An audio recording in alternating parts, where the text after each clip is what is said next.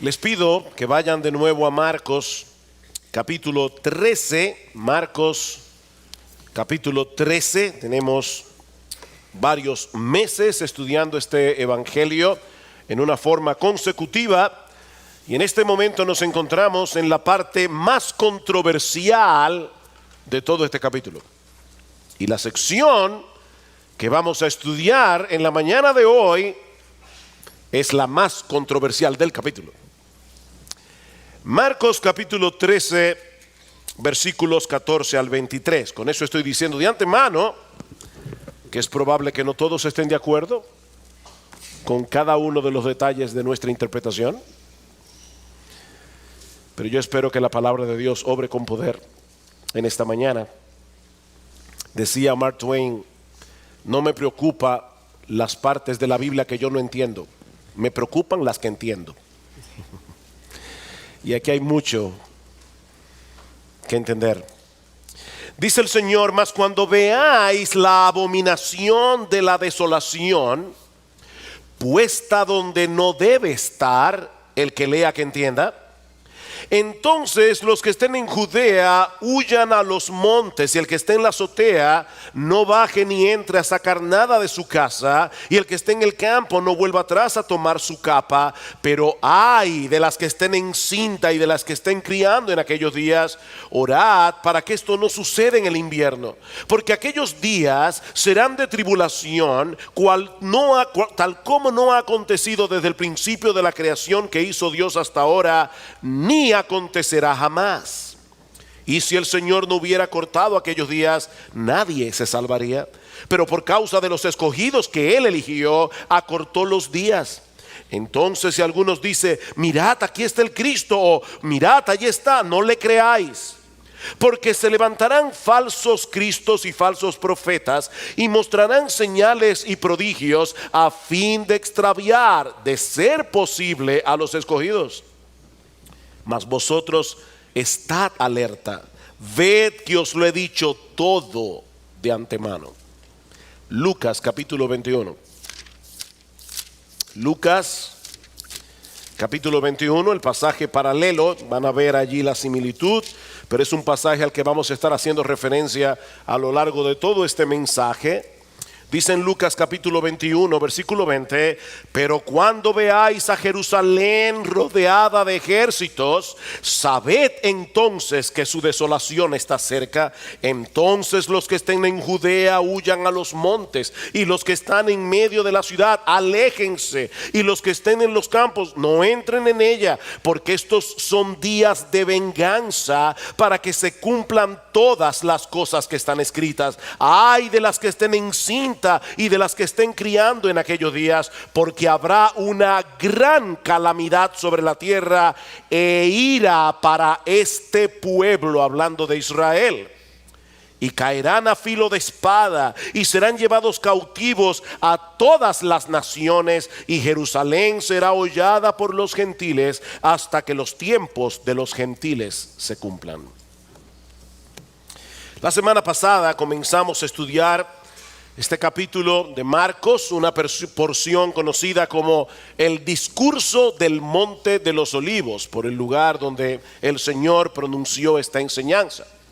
Estamos en medio de la semana de la Pasión, la última semana del ministerio terrenal de nuestro Señor Jesucristo, y los discípulos están llenos de inquietudes por algunas cosas que Jesús ha estado diciendo en esos últimos días con respecto al futuro de Israel. 3 días más tarde, en plena fiesta de la Pascua, el pueblo de Israel pediría a gritos en el patio de Poncio Pilato que Jesús fuera crucificado. Ese iba a ser el último acto de rebeldía de una nación que se había apartado de Dios a pesar de todos los privilegios que había recibido. Como decíamos el domingo pasado, el rechazo del Mesías fue una especie de suicidio político y espiritual para la nación de Israel. Y el Señor se encarga de anunciarlo de antemano una y otra vez al inicio de esa última semana. Jerusalén será destruida, les dice Jesús, y en cuanto al templo, no quedará allí piedra sobre piedra que no sea derribada. Son estas predicciones las que provocan la pregunta de los discípulos que da lugar al discurso del Monte de los Olivos. Mateo es el evangelio que recoge esta pregunta en su versión más completa. Dice en Mateo capítulo 24, versículo 3, que estando él en el Monte de los Olivos, se le acercaron sus discípulos en privado, diciendo: dinos, ¿cuándo sucederá esto? ¿Y cuál será la señal de tu venida y de la consumación del siglo? Tal parece que en la mente de los judíos, un evento tan catastrófico como la destrucción de Jerusalén, la destrucción del templo, tiene que coincidir con el fin del mundo. De manera que hay tres preguntas aquí, mis hermanos, esto es importante. Hay tres preguntas aquí que son las que Jesús responde en el discurso del Monte de los Olivos, que también se registra, por cierto, en Mateo 24 y en Lucas 21. Las tres preguntas son: ¿cuándo será la destrucción de la ciudad y del templo? Es la primera pregunta. Segunda pregunta: ¿qué señales habrá de tu venida? Tercera pregunta: ¿qué señales habrá del fin del mundo? La semana pasada nosotros enfocamos los primeros 13 versículos en el que Jesús les hace ver que estas tres cosas no sucederán al mismo tiempo, una detrás de la otra, no. Habrá un lapso indefinido de tiempo entre el primer evento, la destrucción de Jerusalén, la destrucción del templo, y los otros dos, la segunda venida y el fin del mundo. Note lo que dice en Marcos capítulo 13 versículo 5. Jesús comenzó a decirles: mirad que nadie os engañe. Muchos vendrán en mi nombre diciendo: yo soy el Cristo, y engañarán a muchos. Cuando oigáis de guerras y de rumores de guerras, no os alarméis. Es necesario que todo esto suceda, pero todavía no es el fin. Mis hermanos, estas no son señales del fin. Es lo que Jesús está diciendo, versículo 8. Porque se levantará nación contra nación y reino contra reino, y habrá terremotos en diferentes lugares y habrá hambres, pero esto solo es el comienzo de los dolores. No es el fin, es el comienzo. Mis hermanos, ninguna de estas señales son un indicativo de que la segunda venida está a punto de suceder. A todo lo largo de esta era, entre la primera y la segunda venida del Señor, han aparecido y seguirán apareciendo falsos mesías. Se producirán conflictos bélicos en diferentes partes del mundo. Habrá terremotos, habrá hambrunas, pero ninguna de esas cosas servirán para saber con precisión cuánto tiempo falta para el regreso de Jesús. Son solo principios de dolores, dice el Señor, como los de las mujeres que están encinta. Nosotros sabemos que estos dolores se vuelven más agudos, se vuelven más seguidos a medida que se acerca el parto. Pero mis hermanos, nosotros no sabemos, no podemos precisar por cuánto tiempo durarán las contracciones. De ahí la necesidad de estar alertas. En el texto que leyó Rafael hace un momento, ¿qué dice Jesús en el versículo 32? Pero de aquel día o de aquella hora nadie sabe. Ellos preguntan: Señor, ¿qué señal habrá de tu venida? Nadie sabe, ni el Hijo. Y vamos a ver más adelante a qué se refiere Jesús allí con esto. Pero Él está diciendo, mis hermanos, eso nadie lo sabe. Cuando Jesús venga, cuando yo regrese en gloria, no habrá una señal que lo avise. Eso nadie lo sabe. No podemos decir: faltan 10 años, faltan 100 años, faltan 25 años. No lo sabemos. Sin embargo, con respecto a la destrucción de Jerusalén y del templo, el asunto es diferente. ¿Están captando, mis hermanos? Hay tres preguntas aquí. ¿Cuándo sucederán estas cosas? La destrucción de Jerusalén y del templo. ¿Cuáles serán las señales de tu venida y del fin del mundo? Dice: bueno, en cuanto a mi venida, eso nadie lo sabe. Ahora, en cuanto al templo y la destrucción de Jerusalén, eso es otra cosa. No olviden, mis hermanos, que el Señor predijo en dos ocasiones, Mateo 23:36, Marcos capítulo 13, versículo 30, que eso habría de suceder durante esa generación. Y una generación dura 40 años. Estamos en el año 33. Así que lo que Jesús está diciendo es, muchos de ustedes van a estar vivos cuando eso pase. En el año 70, Jerusalén fue destruida, exactamente como Jesús predijo. Y por el otro lado, en el pasaje que vamos a estudiar en la mañana de hoy, el Señor les revela cuál será el indicio de que esa catástrofe estaba a punto de ocurrir, de modo que ellos pudieran salir a tiempo de la ciudad de Jerusalén. Recuerden lo que decíamos el domingo pasado: la Biblia no fue revelada para que nosotros nos enteremos hoy de la noticia de mañana. No. El énfasis de este pasaje es pastoral. Jesús está cuidando a sus discípulos. Jesús está cuidando a su iglesia en este pasaje. Él no está satisfaciendo nuestra curiosidad por el futuro. Mis hermanos, cuando ustedes escuchen predicadores que están usando la Biblia para saber cuándo Rusia va a atacar a Israel y cuándo es que el anticristo va a surgir y de dónde viene, no les presten atención. Esas cosas no tienen sentido. Nosotros estamos aquí para predicar el evangelio. Y aún pasajes proféticos como esos están en las escrituras para bendecir a la iglesia. Están en las escrituras, lo vamos a ver en un momento, para exaltar el evangelio. Así que no usen la Biblia como un periódico por adelantado, porque Dios no nos dio su palabra para eso. Dejen esa curiosidad malsana por el futuro. Ahora, ellos tenían un problema. Jerusalén iba a ser destruida en el tiempo de ellos. Eso es otra cosa. Y es por eso que en los versículos 14 al 23, que vamos a considerar en la mañana de hoy, el Señor va a responder la pregunta de los discípulos en el versículo 4. Recuerden, ellos acaban de escuchar a Jesús decir que Jerusalén será destruida y que del templo no quedará piedra sobre piedra que no sea derribada. Y ahora ellos preguntan: dinos, versículo 4, ¿cuándo sucederá esto? ¿El qué? La destrucción de Jerusalén y del templo.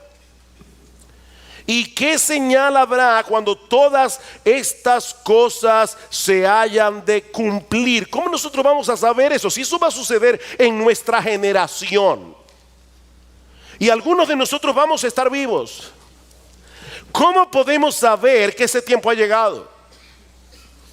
Respuesta de Jesús, versículo 14. Mas cuando veáis la abominación de la desolación puesta donde no debe estar. Y Marcos introduce una frase editorial allí: el que lea que entienda, porque Jesús no está escribiendo, está hablando. Así que es Marco el que dice: el que lea, que entienda. Entonces los que estén en Judea huyan a los montes.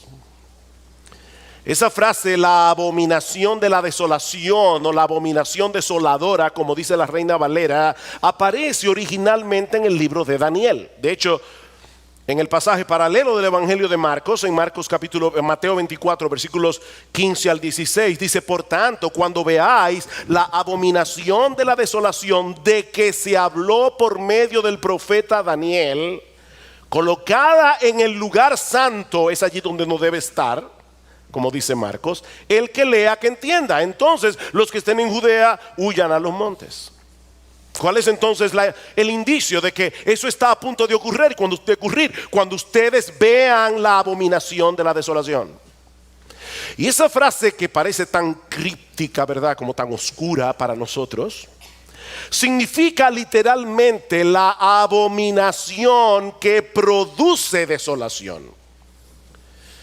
En el Antiguo Testamento la palabra abominación era usada para referirse a un objeto que causa repulsión, mayormente una ofensa idolátrica o algo que es una afrenta a la verdadera adoración a Dios. Eso es una abominación. En el libro de Daniel, esta expresión se usa en 3 ocasiones, y aquí vamos a tener que hablar necesariamente un poco de historia, pero esta frase, la abominación desoladora o de la desolación, se usa en 3 ocasiones para referirse al rey de Siria, Antíoco Epífanes, que en el año 168 antes de Cristo atacó la ciudad de Jerusalén y colocó en el templo la imagen de Zeus, llegando a sacrificar una puerca en el altar.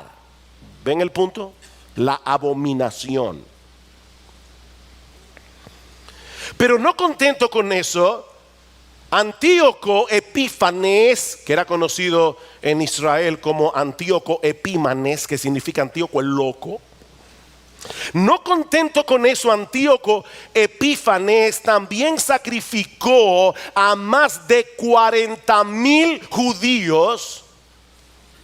Aparte de que prohibió la práctica del judaísmo bajo pena de muerte. ¿Ven por qué Daniel dice es una abominación que causa desolación?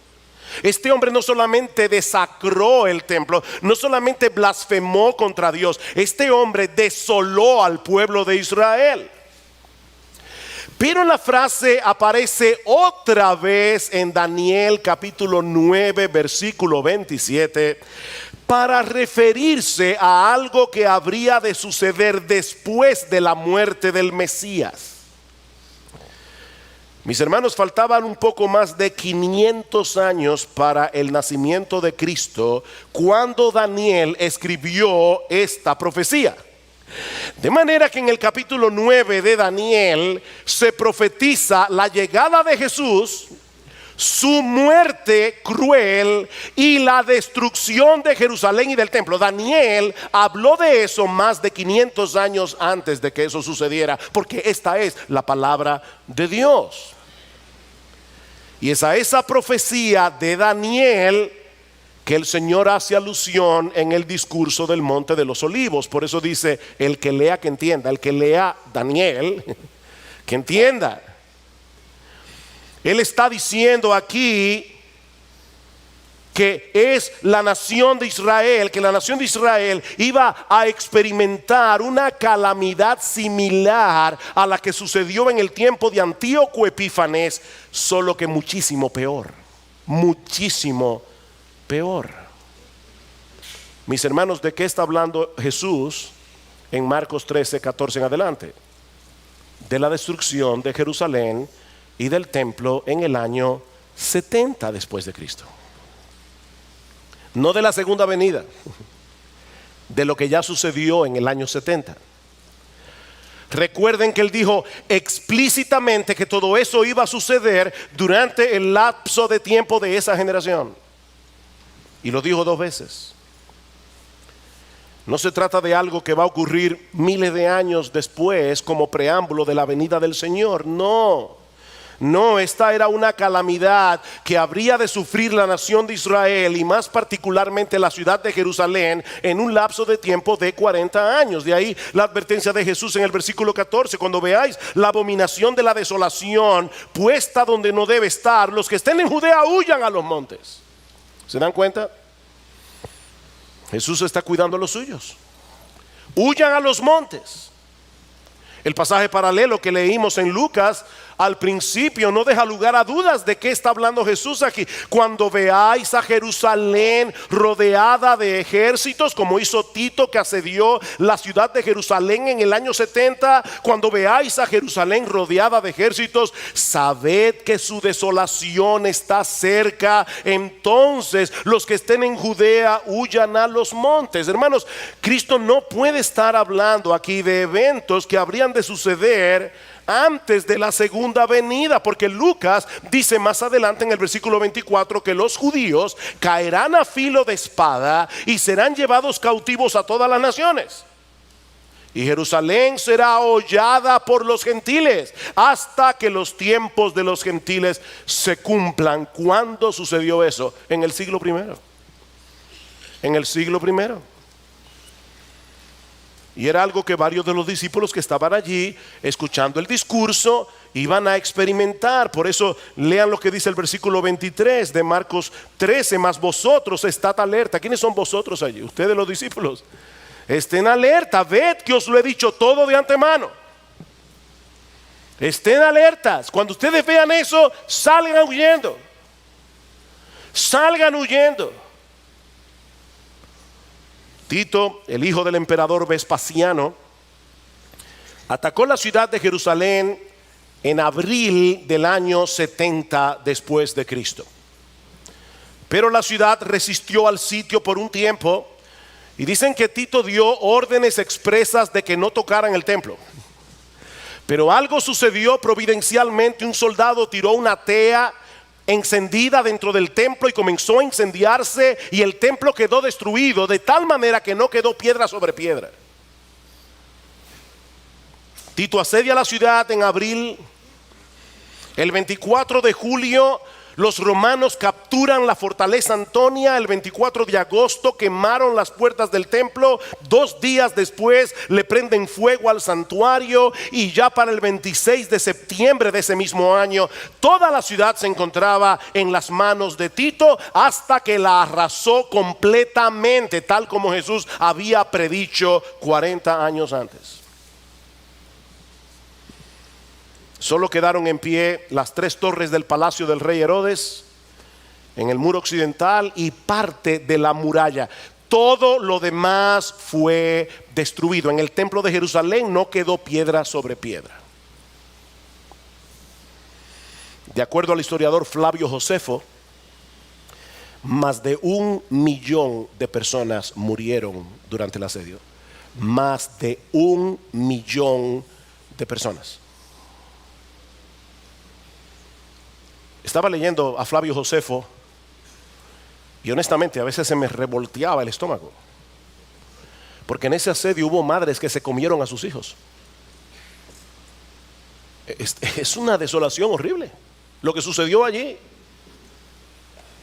Más de 97,000 judíos que fueron capturados, fueron vendidos como esclavos. Fue una masacre total. De ahí las directrices que el Señor les da a los discípulos a partir del versículo 14. Y eso nos lleva a nuestro segundo encabezado. ¿Qué debían hacer cuando llegara ese momento? Ya vimos cuál es la señal de que esto está empezando. La abominación desoladora. Tito rodeando Jerusalén con sus ejércitos, entrando en el templo. Llegaron con la estatua, el águila que representaba el imperio de Roma. Cuando vean esa abominación, ¿cuáles son las directrices expresas de Jesús? Versículo 14. Entonces los que estén en Judea huyan a los montes. El que esté en la azotea no baje ni entre a sacar nada de su casa. El que esté en el campo no vuelva atrás a tomar la capa. En otras palabras, no pierdan el tiempo.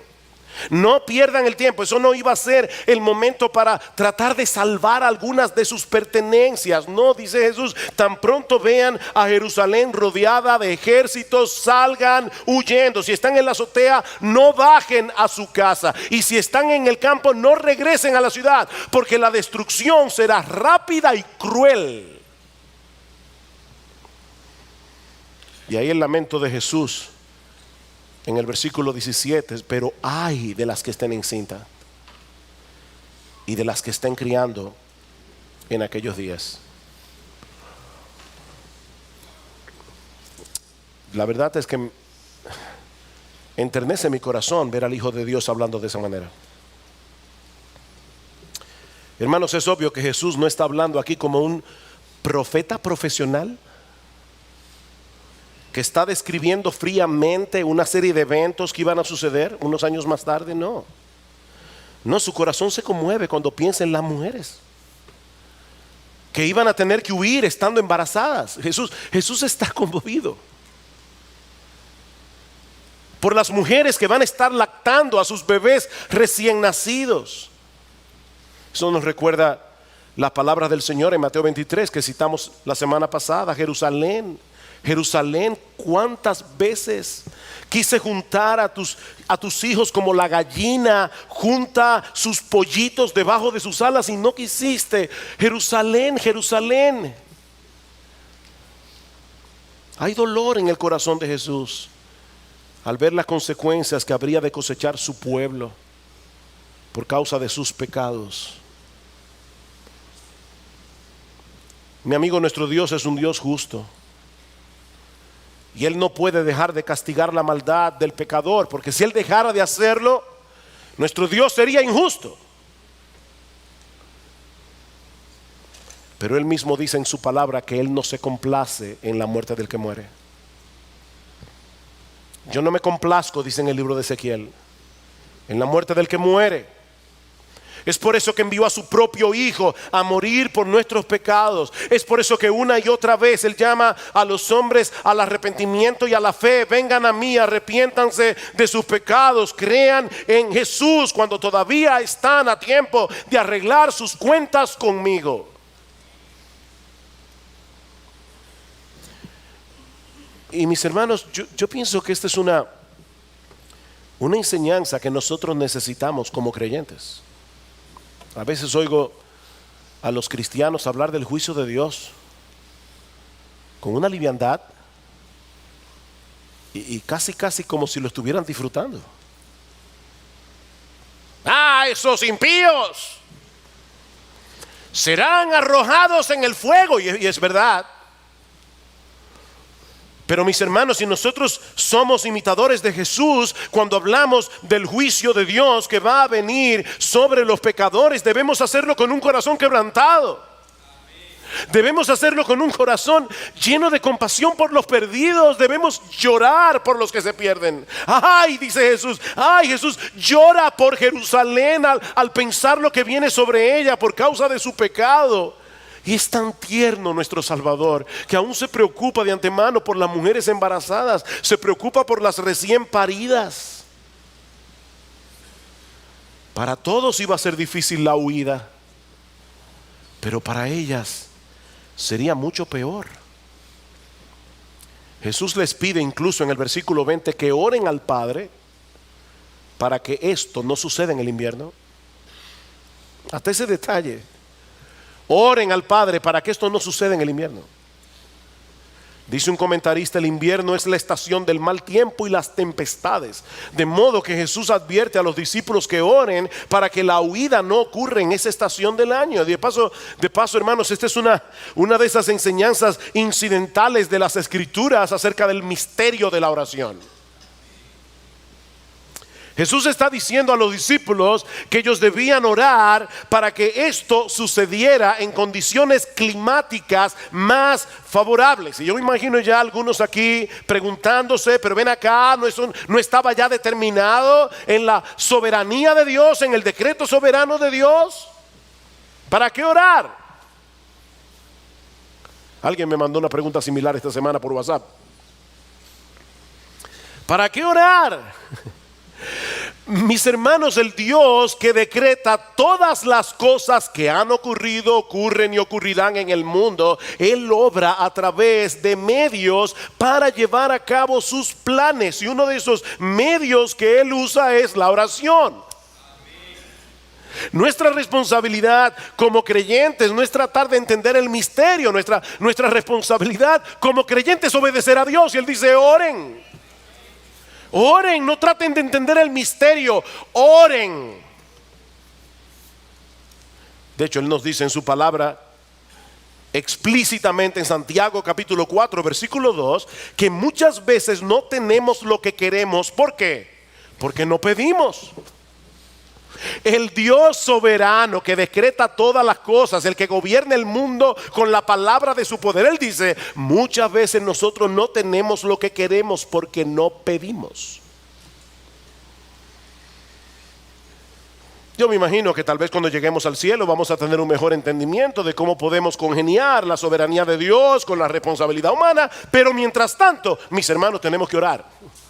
Tenemos que orar. Los discípulos debían pedirle al Señor en oración que se apiadara de ellos, obrando de tal manera en su providencia que estos acontecimientos no sucedieran en invierno. Y he aquí la razón, y esto nos lleva a nuestro tercer encabezado, la magnitud del evento, versículo 19. Porque aquellos días serán de tribulación, cual no ha acontecido desde el principio de la creación que hizo Dios hasta ahora, ni acontecerá jamás. Lo que estaba a punto de suceder en Jerusalén y en el templo iba a ser horrible. No solo por la destrucción causada por el Imperio Romano, no. Eso era parte del asunto. Eso iba a ser horrible por lo que ese evento significaría para ellos como nación escogida. Por eso es que Cristo dice, jamás va a ocurrir nada semejante, porque ya Israel dejó de ser la nación escogida. Eso no va a pasar otra vez. Como decíamos el domingo pasado, la destrucción de Jerusalén y del templo era la señal visible de que Dios los había desechado como pueblo suyo. Para siempre la viña le será quitada, los labradores serán destruidos y Dios le dará la viña a otros, a la iglesia, que van a producir los frutos de ella. Y ahora cuando los judíos se convierten, vienen a ser parte de la iglesia. Nosotros no somos parte de Israel, del Israel del Antiguo Testamento. Nosotros somos el nuevo Israel de Dios.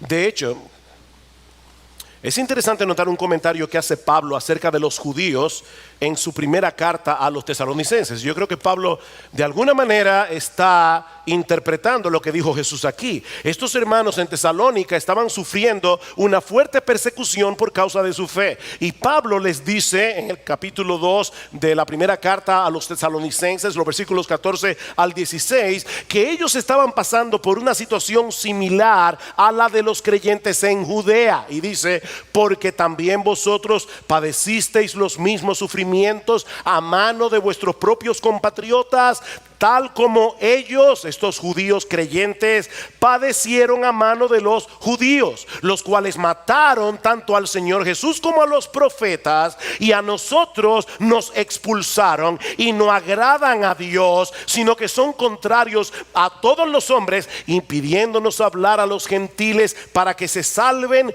con el resultado de que siempre llenan la medida de sus pecados, pero la ira de Dios ha venido sobre ellos hasta el extremo. ¿Ven el punto? Llenan la medida del pecado y la ira de Dios ha venido sobre ellos hasta el extremo. Y lo interesante es que esta carta fue escrita por Pablo unos años antes de los eventos que Jesús está profetizando en Marcos 13. Pero aún así Pablo dice que la ira de Dios llegó sobre Israel. Y no cualquier ira de Dios, la ira hasta el extremo. Lo que sucedió en el tiempo de Tito fue una expresión visible de esa ira divina que ya había caído sobre la nación de Israel en el momento en que rechazaron al Mesías. ¿Recuerdan la parábola de Jesús? Matemos al heredero y la heredad será nuestra. Y Cristo dice, ¿qué ustedes creen que le hará Dios a esos labradores? Los destruirá sin compasión.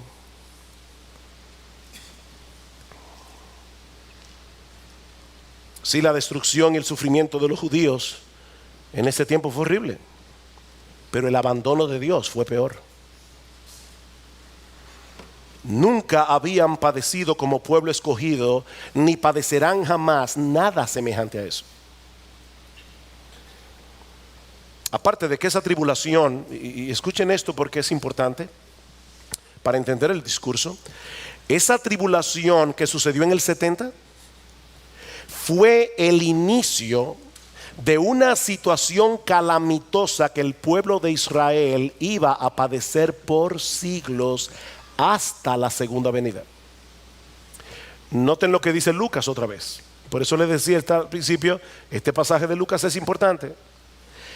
Entonces los que estén en Judea huyan a los montes, los que estén en medio de la ciudad aléjense, los que estén en los campos no entren en ella, porque estos son días de venganza, para que se cumplan todas las cosas que están escritas. Ay de las que estén encinta y de las que estén criando en aquellos días, porque habrá una gran calamidad sobre la tierra e ira para este pueblo, y caerán a filo de espada y serán llevados cautivos a todas las naciones, y Jerusalén será hollada por los gentiles hasta que los tiempos de los gentiles se cumplan. Y ¡pum! Ahí viene Jesús.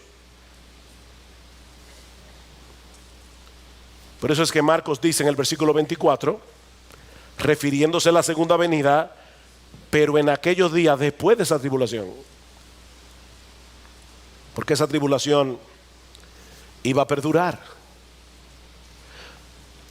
Recuerden que en la mente de los discípulos la destrucción de Jerusalén y del templo tenía que suceder inmediatamente antes de la segunda venida de Jesús, pero el Señor les está diciendo en este discurso del Monte de los Olivos que no va a ser así. El templo será destruido, los judíos serán esparcidos por el mundo, exactamente como ocurrió. Jerusalén será hollada por los gentiles hasta que los tiempos de los gentiles se cumplan, y entonces verán al Hijo del Hombre viniendo en la nube del cielo con poder y gran gloria. Los sucesos del año 70 fueron de tal magnitud que Jesús les dice a sus discípulos en el versículo 20 que si la mano de Dios no hubiera intervenido, la nación de Israel habría sido completamente exterminada. Dice el versículo 20, y si el Señor no hubiera acortado aquellos días, nadie se salvaría. Y no está hablando allí de la salvación espiritual. Jesús está diciendo, si Dios no hubiera metido su mano y hubiera acortado esos días, nadie se hubiera salvado, nadie. Pero por causa de los escogidos que Él eligió, acortó esos días.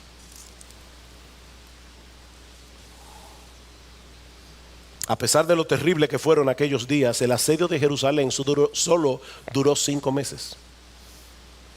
5 meses. Y no llegó al invierno, terminó en septiembre. Y lo que Jesús está diciendo aquí es que el Señor intervino acortando los días. Oigan, ¿por causa de qué? Por causa de los escogidos. Por causa de los escogidos que Él eligió. Qué irónico, ¿verdad? El mundo recibe tantos beneficios porque los creyentes estamos aquí. Dios actúa a favor del mundo por causa de los escogidos, a pesar de que el mundo persigue y menosprecia a los creyentes. Qué irónico. Mis hermanos, Dios gobierna la historia en función de la iglesia. Yo sé que ahora no lo vemos, pero cuando nosotros lleguemos al cielo y entendamos el plan de Dios, vamos a ver, wow, mira cómo Dios movió las cosas de tal manera que Él pudo salvar a todos sus escogidos. De hecho, en Romanos capítulo 11, un pasaje bastante complejo, pero Pablo dice allí, Dios siempre se ha reservado un remanente. Si todos los judíos hubieran sido exterminados, eso no se hubiera cumplido. Pero por causa de los escogidos, Dios acortó los días, preservó a la nación de Israel, porque muchos judíos se iban a convertir a lo largo de la historia al remanente de Dios. ¿Quién sabe cuántas cosas intervinieron en tu vida para que tú conocieras a Cristo? Y algunas de ellas tal vez fueran dramáticas. Algunas de ellas tal vez fueron terribles en ese momento, pero es increíble cómo Dios usó todas las circunstancias porque tú eras uno de sus escogidos y Dios estaba manejando la historia de tal manera que tú te ibas a exponer el evangelio y tú serías salvo. Bendito sea el Señor. Por causa de los cristianos que había en toda la región de Judea en aquellos días, Dios acortó el tiempo de esa tribulación para que no fueran completamente exterminados. Pero aún quedaba una advertencia más que el Señor debía dar a los discípulos en los versículos 21 al 23. Porque en momentos como esos suelen aparecer muchos charlatanes ofreciendo una esperanza falsa. ¿No es así? Versículo 21. Entonces, a la luz de todo lo que ya yo les he dicho, si alguno os dice, mirad, aquí está el Cristo, mirad, ahí está, no le creáis, porque se levantarán falsos cristos y falsos profetas y mostrarán señales y prodigios a fin de extraviar, de ser posible, a los escogidos. Pero eso no será posible porque el Espíritu Santo nos anhela celosamente. Mas vosotros estad alerta, ved que os lo he dicho todo de antemano. ¿Ven el corazón pastoral de Jesús? En un momento de tanta turbación, iban a aparecer algunos contradiciendo las directrices de Jesús. No salgan huyendo de Jerusalén. No. El rescate está a punto de llegar. Y imagino ya algunos de esos charlatanes diciéndole, no, salir huyendo es falta de fe. ¿Saben, mis hermanos, que Jesús nos está diciendo en este pasaje, nos está enseñando indirectamente que hay momentos en que huir es lo piadoso? No se hagan los machitos, salgan huyendo. Pero eso es falta de fe en el poder de Dios. Hay hermanos que cuando van a visitar al médico se encuentran con gente que le dice, no vaya al médico. Confía en el Señor. Y no es mejor ir al médico confiando en el Señor.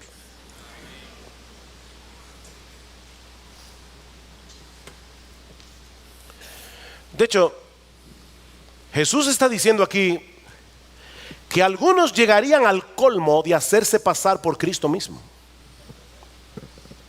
O sea, no solamente es que van a haber algunos que van a decir, no, salgan huyendo, ya la segunda venida está a la vuelta de la esquina. Quédense aquí, defiendan el templo.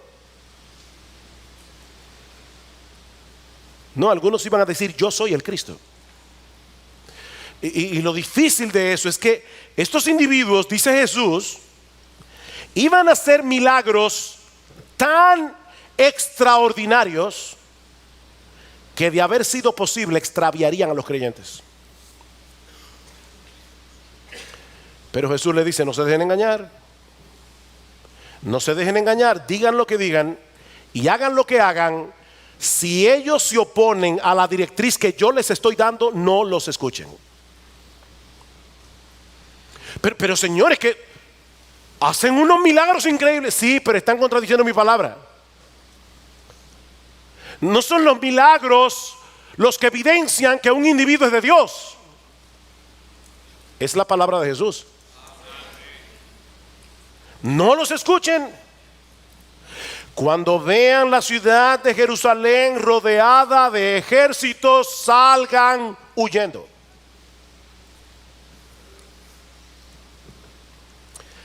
El Señor conoce muy bien la tendencia del ser humano a dejarse engañar de milagreros. De hecho, las iglesias están llenas hoy de milagreros y la gente va por miles. Aunque el mensaje que predican sea completamente contrario a la enseñanza de la Biblia, mientras hagan milagros, cuidado mis hermanos, no son las señales y milagros las características que identifican a un siervo de Dios, sino su fidelidad al Evangelio de Cristo y el testimonio de una vida que es coherente con el Evangelio que él predica. Esta es una de las cosas que el Señor nos advierte que hace al final del Sermón del Monte. No todo el que me dice Señor, Señor entrará en el reino de los cielos, sino el que hace la voluntad de mi Padre que está en los cielos. Muchos me dirán en aquel día, en el día del juicio, Señor, Señor, no profetizamos en tu nombre, y en tu nombre echamos fuera demonios, y en tu nombre hicimos muchos milagros. Y entonces les declararé, nunca os conocí, apartaos de mí, hacedores de maldad. No son los milagros extraordinarios los que identifican a los verdaderos creyentes y a los verdaderos siervos de Dios, es la obediencia ordinaria. No son los milagros extraordinarios, es la obediencia ordinaria.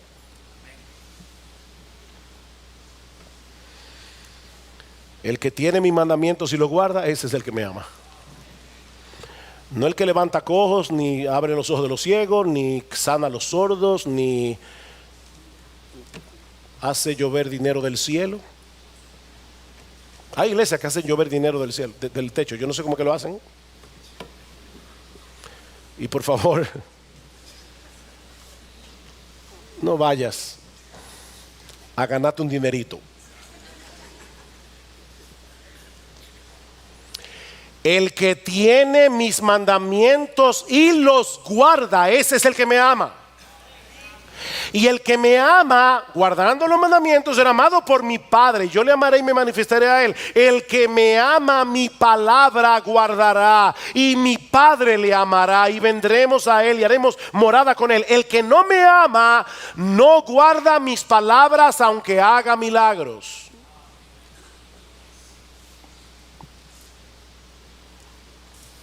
¿Saben que para los discípulos de Cristo en el primer siglo, tomar en serio la palabra de Jesús en este discurso fue un asunto de vida o muerte?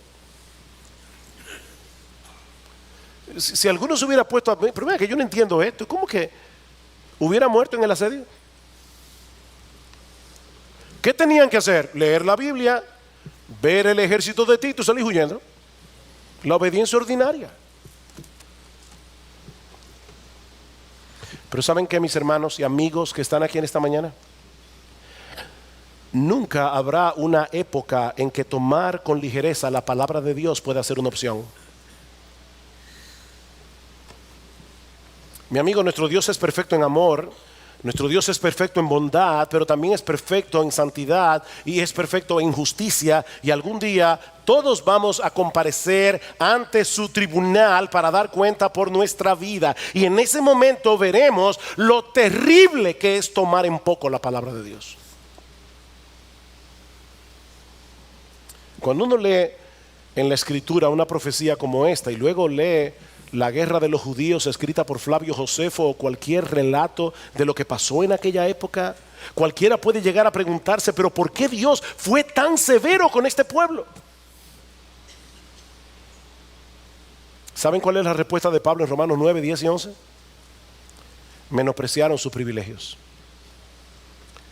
Menospreciaron sus privilegios. Israel era la nación escogida. Israel era la nación que tenía la ley de Dios. Israel era la nación a la que Dios le enviaba profetas. Israel fue la nación a la que Dios le reveló claramente la venida del Mesías y lo mataron en una cruz. Menospreciaron sus privilegios. La destrucción de Jerusalén y del templo en el año 70 no es más que una evidencia de que Dios no toma el pecado con ligereza. Aparte de que al que a muchos se le da, mucho se le demandará. Y a Israel se le dio mucho. A lo suyo vino y los suyos no lo recibieron. Dice en Juan 1:11, y tuvieron que sufrir las consecuencias. Ahora, en medio de estas palabras de juicio y de destrucción, no podemos perder de vista la bondad y el amor de Dios.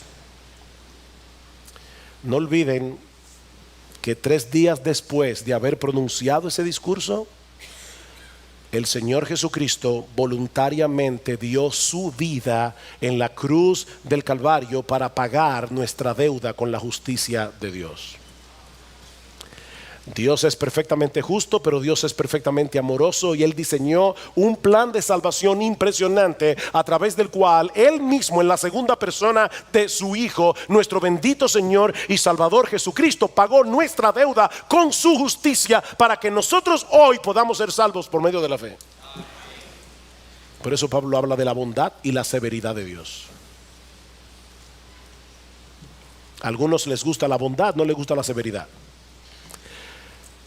Pero nuestro Dios es las dos cosas a la vez, la bondad y la severidad de Dios. De hecho, si no entendemos la severidad de Dios, mis hermanos, no vamos a poder apreciar el Calvario. Si no entendemos que Dios no puede dejar el pecado sin castigo, no vamos a entender el Calvario. Cristo tuvo que morir en una cruz porque Dios no juega con el pecado. ¿Y saben lo increíble de esto? Que Cristo muere en la cruz, resucita al tercer día, asciende a los cielos, y en el día de Pentecostés baja el Espíritu Santo.